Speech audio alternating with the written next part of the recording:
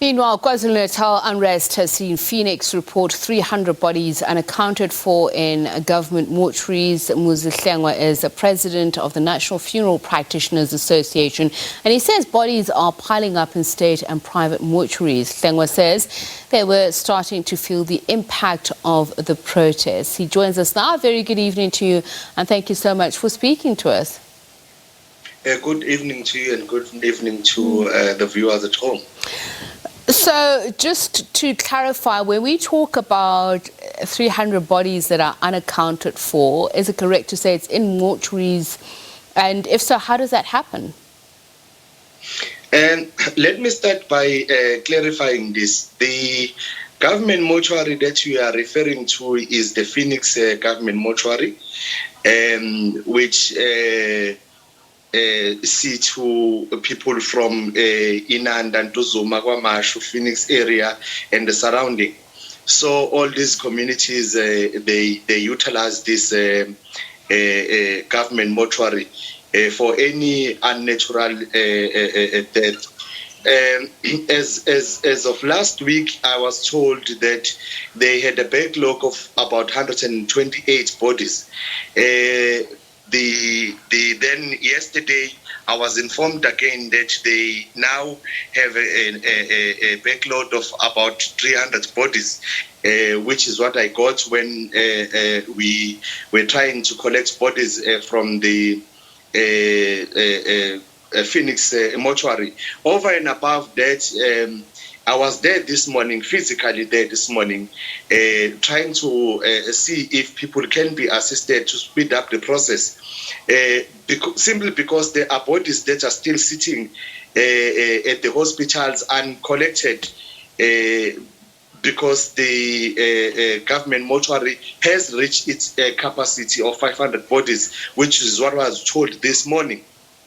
So the situation is getting worse, but the employees there are trying all in our power to speed up the process, and I'm told that they were even working weekend, Saturday and Sunday, to make sure that the bodies are being dispatched as quickly as much as possible to make way for bodies that are still lying in hospitals.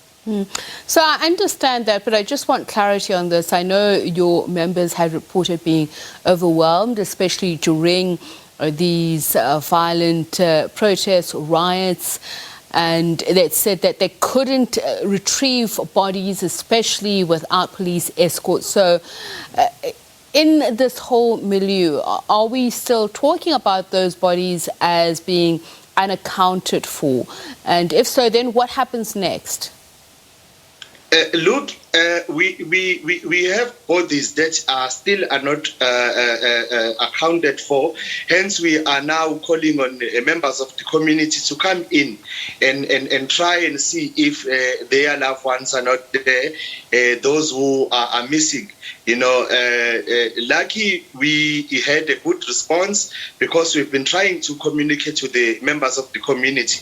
They are now coming in, and indeed, most of them who have came in, they find their loved ones in a Phoenix mortuary. So another plea is that now, if your body is ready, please try and remove the body to make a way for others.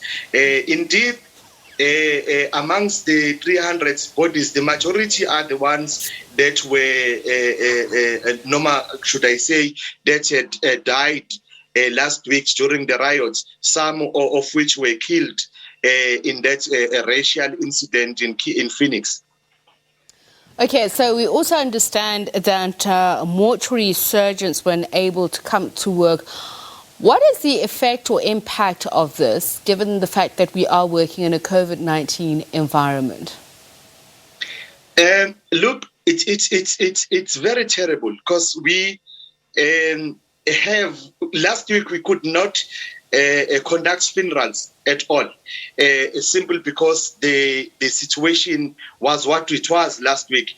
This means that over and above the COVID-19 deaths, we now have to deal with the last bit saga and the normal deaths are not stopping.